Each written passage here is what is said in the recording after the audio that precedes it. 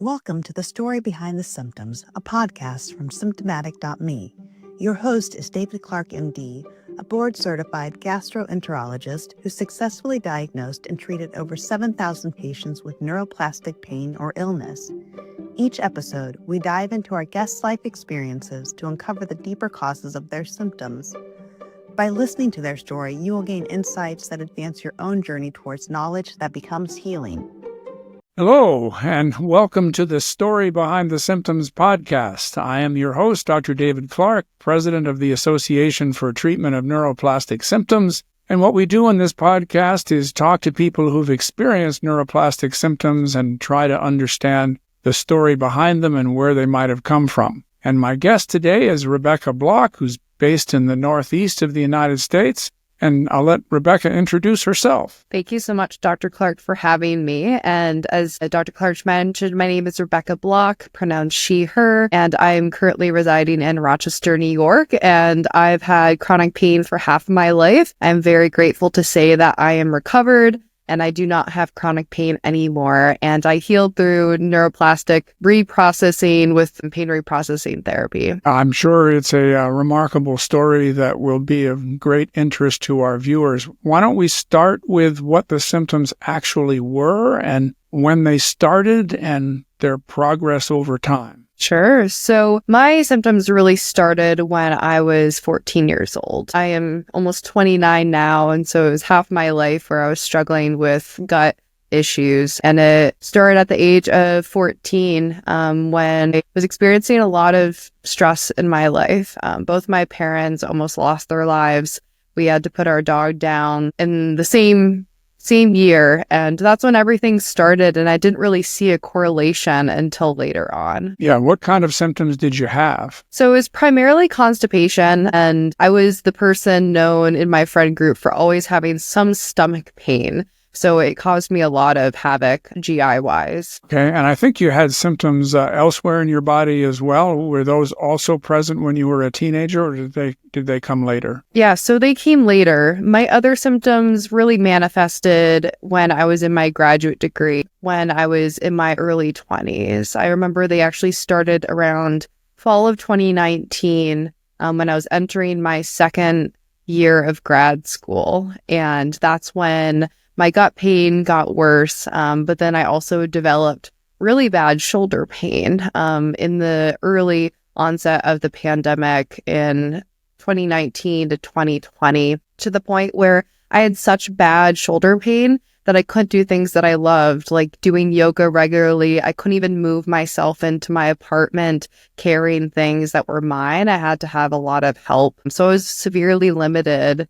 And I also developed foot pain as well. So my foot pain developed 2 summers ago, and it was at a difficult time in my sister's life. And these symptoms really came to be during really stressful times in my life. Yeah, those are both highly characteristic of neuroplastic symptoms, that you have them in more than one location in the body, that they can have different characteristics from each other, that they go on for a long time, and that they tend to correlate in one way or another with stress going on in a person's life. So what was it that began to turn the situation around? So for me, it was doing curable. Just knowing that all that I was doing was amazing, but it wasn't healing the root cause. And so knowing that my body was safe was probably the most important part. It took a lot of time to know that there was nothing actually wrong with me, that I was completely fine, because I'd been slapped on so many different diagnoses, and I kept on thinking that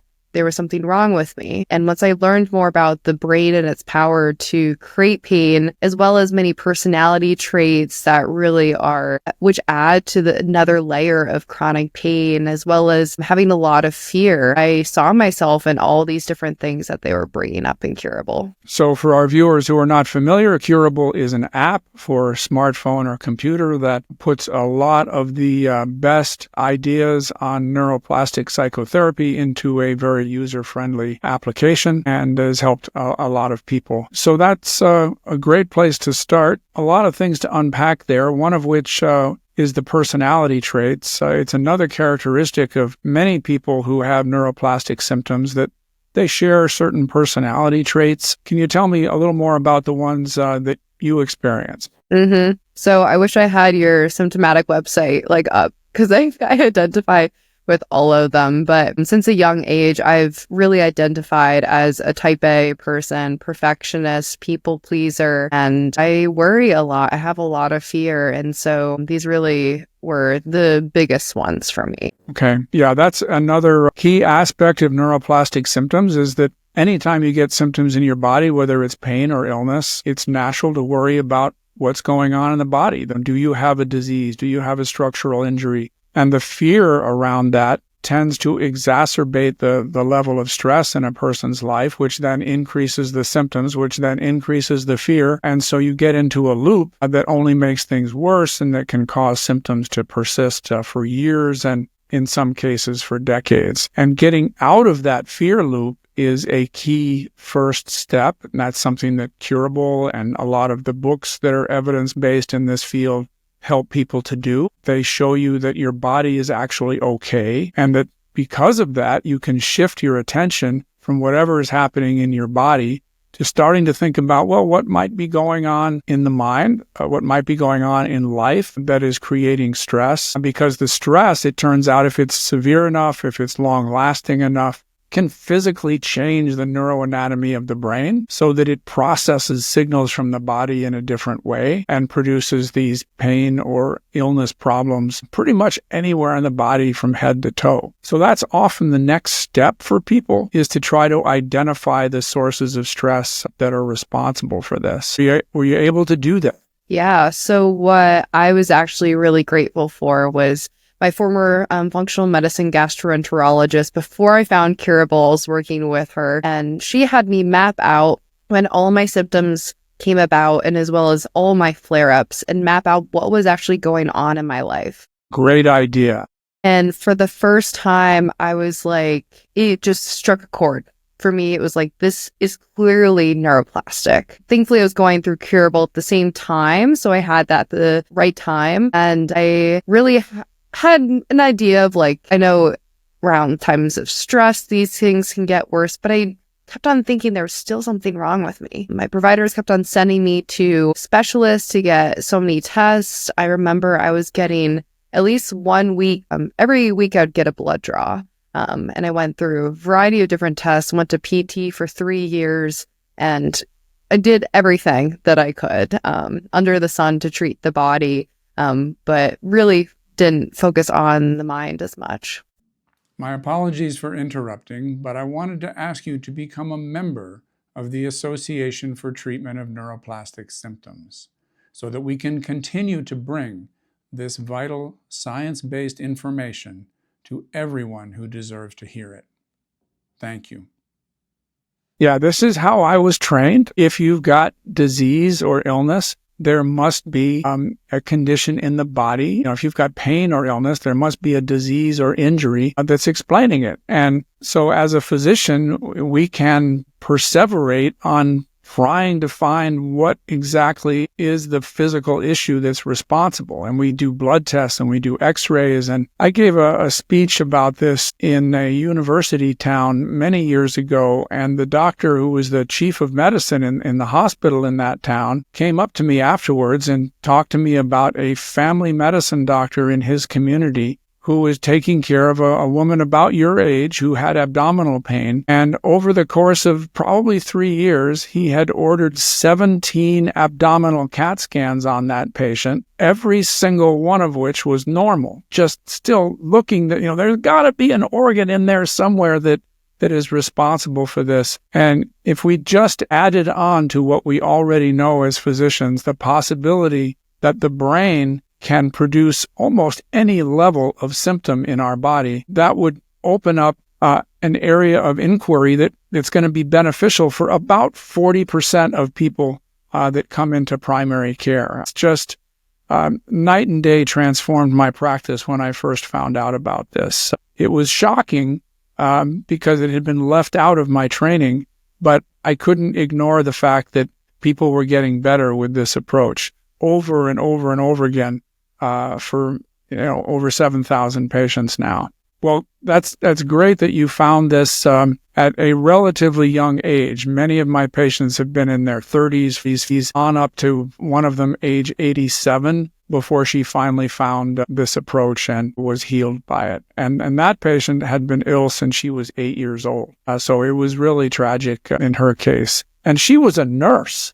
I mean, she had access to plenty of medical care over the years, and not a single person inquired about the trauma she went through when she was 8 years old that started her illness off. Well, let's talk about that then, now that I'm talking about kids. In addition to your parents almost losing their lives and your dog having to be put down, were there any other stresses you can recall from when you were young? Because the level of symptoms you had and the duration that they had, there always has to be something fairly powerful to trigger a condition like that. I think so. When those symptoms developed, we had been in Rochester for at least 6 years. And so there was a transition point. It was definitely not easy moving at the age of 8. And not really even being able to remember my friends' names later because I was so young when I moved. And I think at that same time, I was entering into high school. There's a lot of things that happen around that age with puberty and really noticing your body. I think that's when I began to notice my body more and experienced a lot of these messages from social media. At that time, it was Facebook and also just the internet and ads around. I was in the age where people are learning what their identity is, what their body is like, and we're all transforming at this time. And I think I had a lot of body dissatisfaction at the same time. I have to admit, there was a little bit of bullying there that made me not feel great about my body. And so that led me to also begin exercising a lot and just like pushing myself to limits that were not healthy in retrospect, looking back at it. Okay. At that age, people can latch on to any difference that you have, any shortcoming at all, real or imagined, and use it to put pressure on somebody or to make themselves feel better or to bully. Did you have things that specifically that you were feeling insecure about that people latched onto to get you started on that exercise program? So I was a competitive swimmer when I was younger, and I think I coped through eating, and I was at a weight that was deemed as overweight for my age and my height. And with all these messages going on, as well as not really direct conversations with other people, but just being aware of my body, I just became dissatisfied and wanted to look like other people that were thinner and my age. And I just remember, looking in the mirror and not liking what I saw. And so it really geared up this negative inner talk for myself where I began to overexercise, undereat, and it was honestly out of control because at that time, at 14, all of these other things were happening in parallel with these own internal thoughts. Yeah, no, that's a very common story in my patients is that they went through experiences as kids that made them feel like they weren't measuring up, that made them feel like they were second-rate human beings, or in some cases made them feel worthless. And that can be compounded. The bullies in a high school environment will find where your weak spot is, and they will pinpoint that to make themselves feel better. And then that just starts the cycle going and makes you need to respond to that emotional pain by eating even more, and it can spiral downhill from there. What about your parents? Right around that same time, you said they almost died? Yeah, so my mom was diagnosed with breast cancer when I was in middle school, actually. And thankfully, she recovered, she got into remission. However, the summer going into high school, she got hit by a car while in her own car. And so she broke her foot. She was on bed rest, actually in our living room, so she couldn't even walk upstairs that entire summer. And my dad worked full time, and he was in the office every day. And this was pre-pandemic when people were going into the office every day. And I really had to take care of my mom as well as myself. And it was really challenging because going into high school, I thought this would be a really great time to social and really have fun. And it felt like there was just a lot of pressure on me, and I learned how to do a lot of things for myself. I started cooking for my family. I really wanted to keep the family unit as relaxed and cohesive as possible, even though I was age 14. So it sounds like you took a lot of responsibility. Was there anything else that you can think of that would have had an impact on your self-esteem, anything that would have made you feel like a less valued person? Because that's, again, very much a common denominator in my patients. And the more of those things that happen, the more they kind of synergize with each other. I think for me, just having these adverse childhood experiences, really, I felt like an outsider. The fact that my mom got in the car accident and I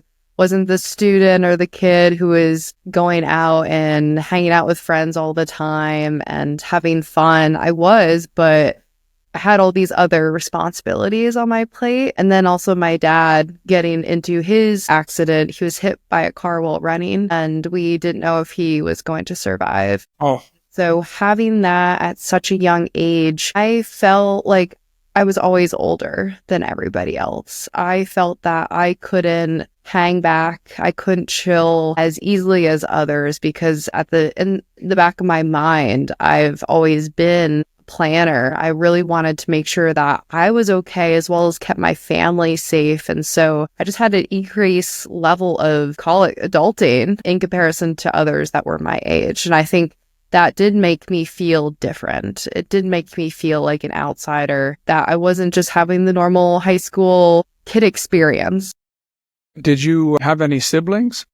So I do have one sibling. She's a couple years older than me. And did she take responsibility when all of these things were going on? I don't remember that much. I kind of remember blacking out some of those memories of childhood. We've actually talked about this recently, how a lot of our early childhood experiences, particularly around this time, it's hard for us to identify. Okay. But it sounds like you were responsible beyond the level of most 14-year-olds, and that maybe that could have contributed to being detail-oriented or perfectionist or very much focused on the needs of others in your environment, maybe to the detriment of yourself. Many of my patients who've come through an experience like that, one of the things they struggle with is setting aside time for play or for their own joy. If they have a certain amount of time available somehow that they can use for their own enjoyment or relaxation or recreation, they tend to think about what they can do that's beneficial for somebody else rather than themselves. Does that sound like you at all? Definitely. I think something that I've learned over the past several years is that I really have to dedicate time to myself, and it can be so easy to want to pick up the phone call or to text somebody to check in with them before I even engage in my own self-care. And I've really helped kind of change those patterns that I've had for so long. I just remember even like thinking about therapy. I now work with a clinician who uses ISTDP, and it's been so transformational, really catching my defenses. And also when I'm trying to help another person, when I'm trying to express my feelings, oftentimes I don't just center on the feelings. I kind of justify them, or I try to help the other person instead of thinking about what my actual needs are. Yeah, I can see where that would be difficult to learn how to focus on your own needs when you are in an environment like you were in, especially at age 14, when you're really starting to, most kids who are 14 are trying to separate themselves from their families and develop their own independent thoughts. But if you don't learn how to do self-care or playtime at a young age, you can end up almost as if you're on a treadmill that you never step off. You're focusing on your work, whether it's academic work or work for a paycheck. You're focusing on people who need help, just the way you did with your parents. And 14-year-olds are not supposed to be working to help their parents. It's supposed to be the other way around. And obviously nobody did anything wrong there. I mean, it was, you have an accident, you need help, and it's going to be the family that provides that support. So it was an example of everybody doing the best they could in this situation, but there still being some consequences to it. Coming up to today, are you able to take time for yourself? It's one of my standard prescriptions is taking time that has no purpose but your own joy. Is that something you have learned how to do? Yeah, so I've actually been doing this a lot more in the past couple of years, which has been really amazing. I've been into rock climbing for the past 4 years, and I've really been getting more into it the past 2 years. Now that I've worked with my neuroplastic pain, really helping to calm down that side of things so I can climb every day or every couple days and not have chronic shoulder pain or foot pain. So I do love rock climbing so I can be on the wall, I can be with my friends. It's a very mindful activity. I also have done yoga for over a decade. I teach and also take yoga classes, but I also have been getting more into going out to eat and cooking. I can eat everything now, so I'm not limited to anything, and thinking about ways that I can engage in self-care through meditation daily, which I've been doing for years, but really focusing on working with what I'm sitting with and really giving myself space to feel versus pushing it down or intellectualizing. So that is honestly one of the things that I think my recovery has been probably the most helped by, was just me honoring and sitting with feelings and just letting them come up as they are with compassion. My apologies for interrupting. Just to let you know that if you leave a review and subscribe to the channel, you will help a lot more people to find this information. Thank you.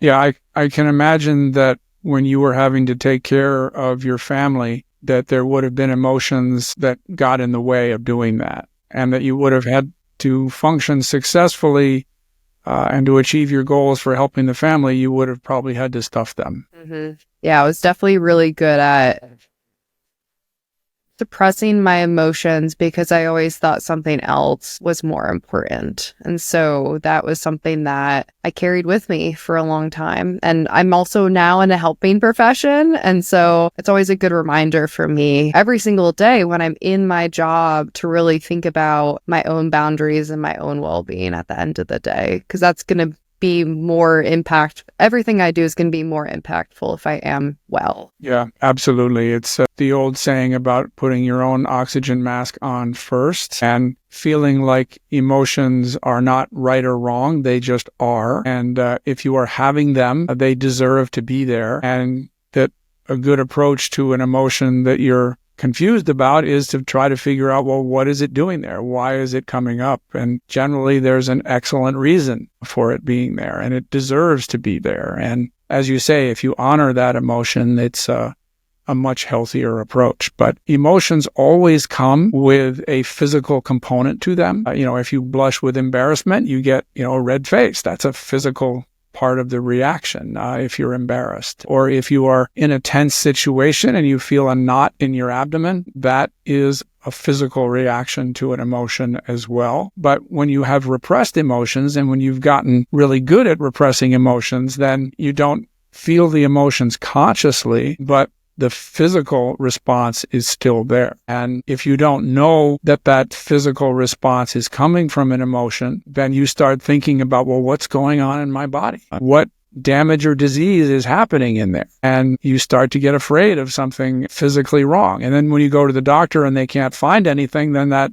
ratchets up the fear to another level and starts the loop, all from having emotions of which you're not consciously aware. Another long-term consequence from high levels of stress when a person was a child are triggers, people or situations or events in the present day life that become much more stressful than they would be otherwise because they are in some way linked to or reminiscent of issues from the past. Have you experienced anything like that? This is a really great question. Not everybody has. Yeah, I have a fair number of triggers. I've had a lot of stressful situations in my life, especially not only since that high school era, but then in my graduate degree and in the pandemic, there was a lot of difficulties that I was facing. And I would say the biggest trigger for me, specifically regarding my healing journey, is when people bring up like ways that I could benefit my body that isn't what I'm currently learning. So they may say, well, you could do this diet or that diet, or you should just like not walk for a bit. I think my biggest triggers honestly has been from medical providers, and hearing that same level of attention to physical sensations makes me think, well, maybe there is a part of this. This isn't neuroplastic. Maybe I do need to follow these medical prescriptions for this pain. And so I haven't fallen back into those feedback loops as previously, as often, but they do come up as I do get heightened responses because of my trauma that I've had from many different diagnoses, many tests, and hearing just so many different ways to treat my body through the body, which actually wasn't getting to the root cause. I think another thing for me is when thinking about childhood and suppressing my emotions, when somebody tries to intellectualize and really explain it away versus being there to appreciate and just hold space for me when I'm experiencing sensations or fear. So is that intellectualizing or explaining away, was that by professionals or by family or by friends? In my entire life. So all of the above? Yeah, I mean, that is how we all learn to think about disease or illness or our injury or illness, is that if you've got symptoms, it has to be coming from the body. And we perseverate on that loop ourselves as healthcare professionals, and the public does as well, even people who are non-professionals, that if you've got pain or illness, there's got to be an organ disease or an injury there to explain it. And you get that message from so many places that you can't help but believe it and at least start to wonder about it. Mm-hmm. And obviously that shifts your attention away from what the real sources are. Something else I was curious about was your attempts to manage your symptoms with diet. Can you tell us a little bit about how you modified your diet to try to get better? Because a lot of people do that, obviously. Yeah. So since I had IBS for half my life, I went through lots of things. So back in high school, this was 2010. So it's before low FODMAP was a massively promoted thing. It was before gluten-free was like everybody was gluten-free. And so I went on various diets. So I started with going vegetarian, and then I went vegan. I was vegan and then also gluten-free. And then I was gluten-free and pescatarian. This is all in high school. And then when I got to my senior year, we were traveling to Europe. And I decided to start eating everything. And we were in Europe, I had barely any symptoms, maybe here and there, but it wasn't as bad as it was. And then majority of college, I was eating everything. And I was managing my symptoms pretty well. And then my graduate degree, things kind of got worse. And so I had way more stomach pain. I didn't know what was going on. It was definitely heightened stress level state for me in my graduate degree. I was in a role that was really centered on supporting student well-being. And so it was really taxing, as well as being in my classes at the same time. And so my symptoms just persisted. And then during 2020... I was going to say, you were in grad school during COVID. Yeah, so I graduated grad school in 2020 when I moved back home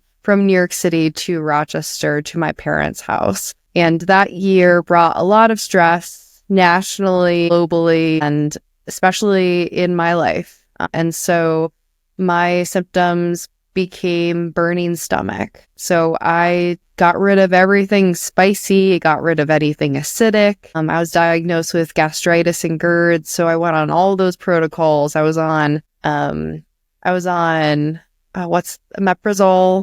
I was on that medication for over 2 years, as well as other medications as well. And for our viewers who are not familiar, that's a medication for acid reflux and for ulcers, usually highly effective if that's what you have. Did it work for you? So I had gastritis diagnosis, and then I kept on going on the medication, even though there was no signs of gastritis after a second endoscopy, because we didn't know what was causing the pain. The meds weren't helping anyway either, but we just continued on those because there was no better explanation. After that, I started developing really bad bloating and gas pain to the point where it was so debilitating I could barely go to work. I was not engaging in any play or fun. Life was really stressful. I was in a lot of pain. And so at that point, I went completely low FODMAP, without coffee, no alcohol, no spicy food. A lot of the things that you can still have on low FODMAP, I just didn't have. Like any cruciferous vegetables were out of the question, no gluten, no dairy. And I was on that FODMAP diet for 2 years.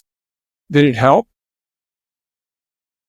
I don't think there was any correlation. Yeah, I mean, there's always going to be placebo effect from any intervention that you do, whether it's medication or a procedure or a diet change, but usually the placebo benefit in this condition is fairly weak. Mm-hmm.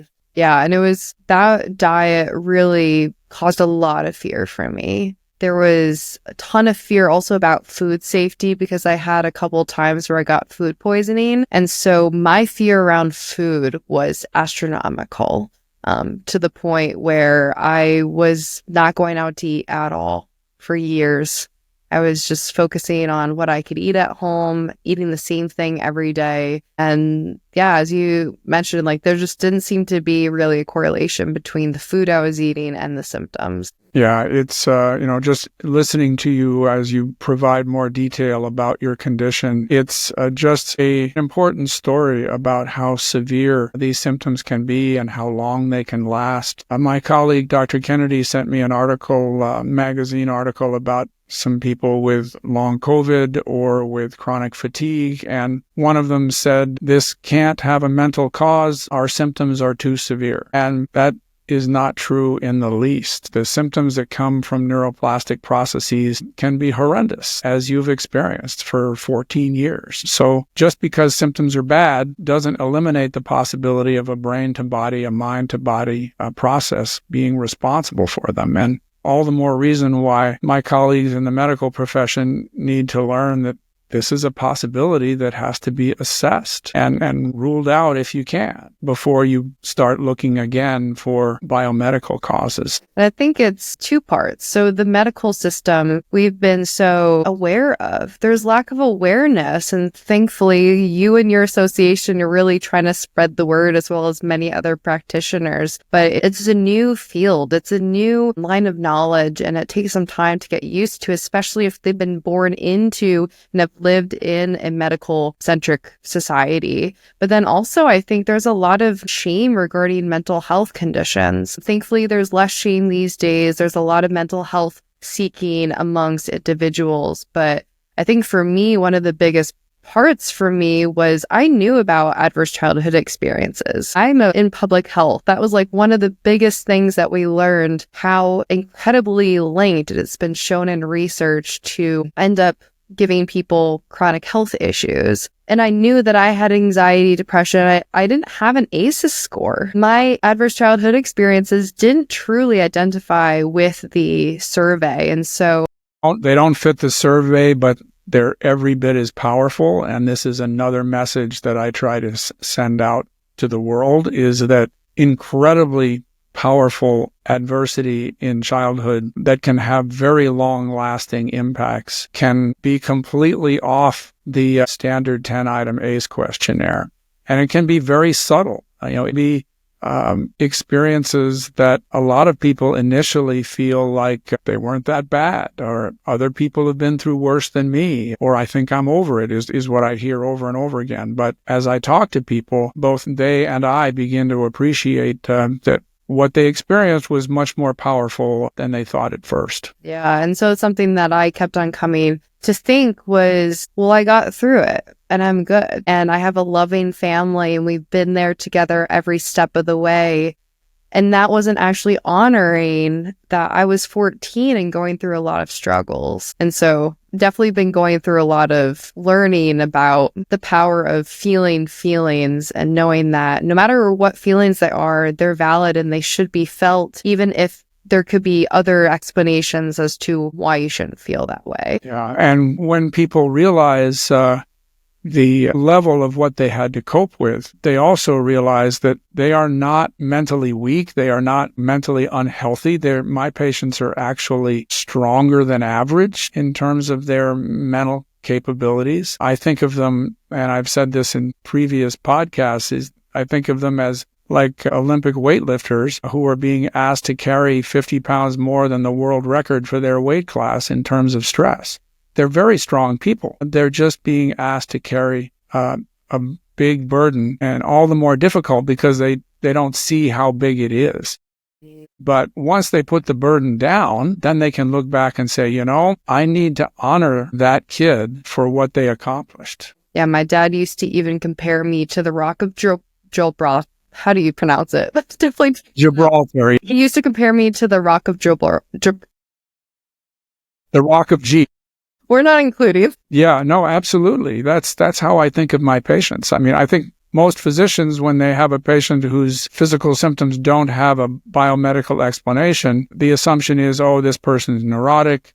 They can't handle their own stress. You can't diagnose them. You can't do very much for them. They're just going to have to live with it. And not a single one of those assumptions is true. These are patients who are remarkably strong. They're just coping with a very large amount of stress that they themselves don't fully appreciate. And it's our obligation as healthcare professionals to find out what that stress was, appreciate how big it was, and help the patient to appreciate how big it was so that they can honor their own heroic perseverance in dealing with it. And when they can do that, they feel much better in themselves, which helps them to feel justified in taking time for their own joy. And if they've got any toxic relationships in their lives, to put some boundaries there. It's hard to put the boundaries down if you don't feel like you deserve them. But once you do feel like you deserve them, then you can say, look, I'm not putting up with this toxicity anymore. It is harming me. We're stopping that. But you have to feel like you've got to feel your own power before you can do that. One other question that I had for you, actually I have two more questions for you. The first one is, and you can share as much or as little as you like, of course, but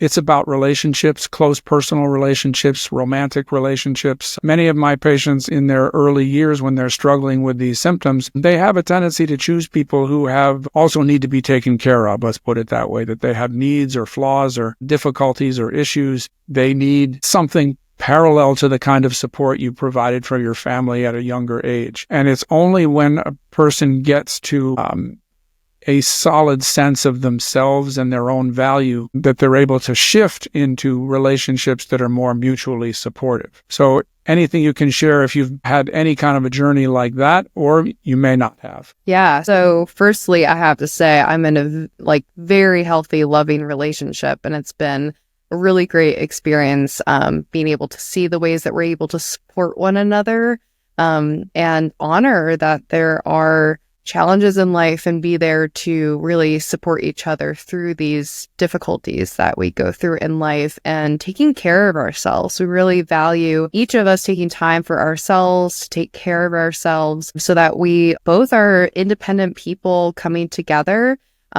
potentially unhealed versions and them going without regard or consideration. But I would say in the past, I have been that caretaker. I have been in situations where I have put in a lot of effort and not gotten a lot in return. And it's specifically hurt me a lot in the end. And those situations did wreak a lot of havoc on my mental and physical well-being. Yeah, it's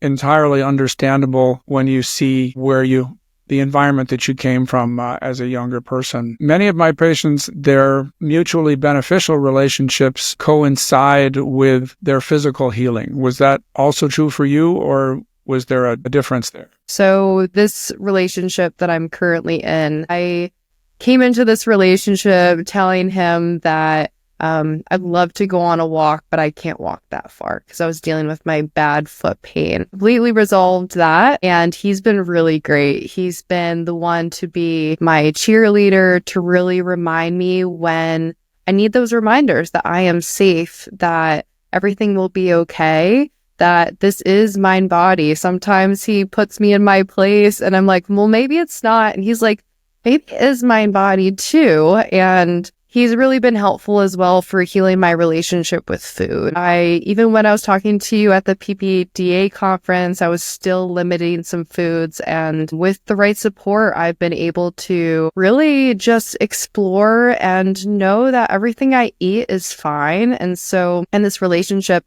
I've really been able to feel more trust and safety in my own body. And it's been immeasurable having not only practitioners as support and also family and friends, but then also a partner who's able to cheer me on. Yeah, that's huge. And those relationships typically don't happen until a person has appreciated their own value. It's almost like you have to believe that you are a valuable person before you can accept somebody else into your life who shares that belief. And it sounds like you've done exactly that, which is an enormous step on the healing journey. And the other good news about it is that it isn't really reversible. It's not like, once you've gone this far, you're suddenly going to go back to what you were doing before. I'd never seen that happen. It's a wonderful, positive, and from my experience, irreversible progressive step. Yeah, I think one thing that I really appreciate with my experience with chronic pain was being able to identify my own worth. There were a lot of people in my life, specifically friends, who were not there for me when I was there during my difficult times. And so it really shows who's there for you. It makes you realize that there are going to be really difficult times in life, and people who stick around are incredibly valuable. And so I seek to do that with all of my friendships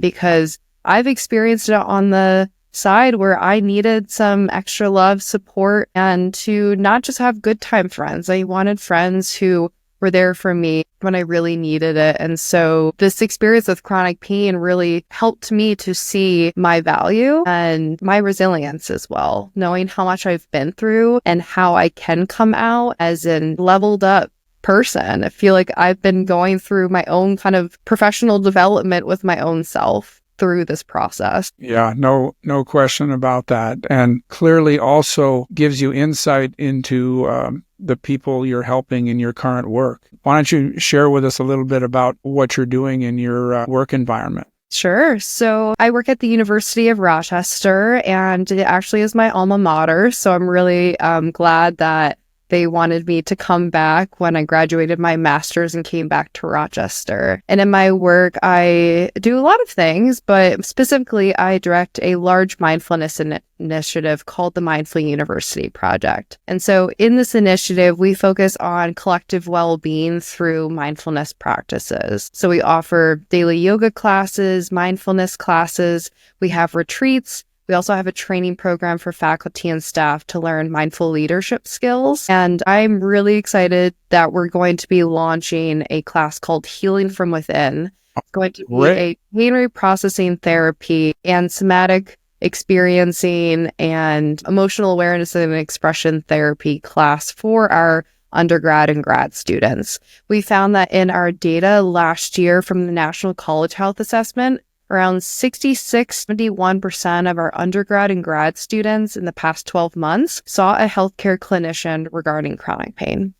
Wow. So these data have made me even more passionate about bringing this to the University of Rochester, because given we are the home of the biopsychosocial approach, we are a research-based institution. We have this initiative here. I really wanted to support our students and really bring healing to our students, because I can attest for myself that I've not only healed my chronic pain, I've been healing my inner child. I've been able to perform better at work and in life. And if we think about student well-being as we do in my office, we really want to allow students to learn different ways to manage and actually heal their chronic pain. Yeah, no, your students will be able to use these skills for the rest of their lives, and they'll be able to share them with family and friends. I live for the day when every university is doing something like this. But the University of Rochester, for people who don't know, has really led the way. I mean, there was a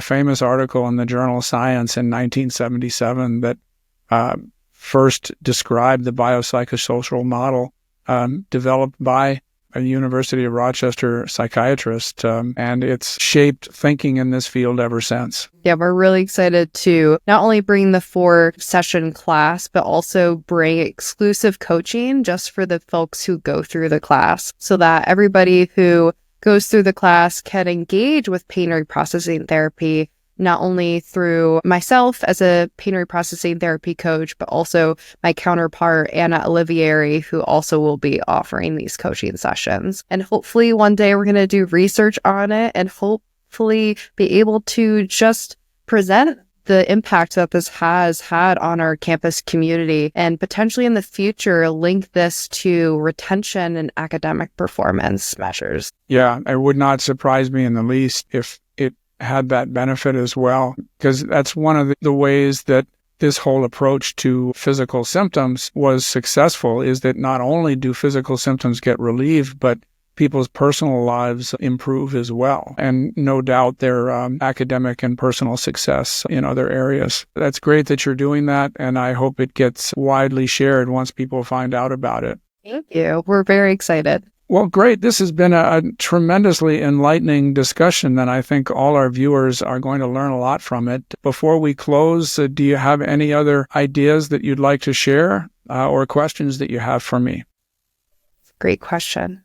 Can I add my coaching? Yes. Dr. Clark? So I just launched my own pain reprocessing therapy and somatic coaching business. I am a mindfulness instructor and yoga instructor as well. And so I bring a very holistic lens to coaching. And so something I'm doing in my coaching business is I'm really trying to see accessibility at the forefront. So I am making my sessions sliding scale and also a pretty low rate, because I currently and also formerly know the medical financial burden that I had, and I really want to make sure that these services are accessible. So people can find me on mindbodyhealingwithrebecca.com for more information. And I'm hoping that through providing these services in a more financially accessible way, that we're able to really spread the word in a larger way. Yeah, absolutely. The statistics estimate that there are 50 million people in the United States alone, 20% of the adult population, that suffer from these conditions. And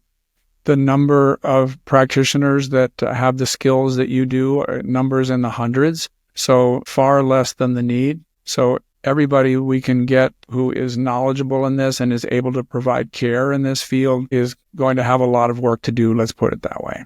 Thank you so much for sharing this with us today. And again, I think it's going to be tremendously insightful for our viewers, and I'm very grateful that you shared this with us today. Thank you so much for having me. And I just want to say special shout out to you. I read your book last year and I was inhaling it. It was very fascinating. The work that you do is incredibly important. And so I admire you in many ways. Thank you, Rebecca.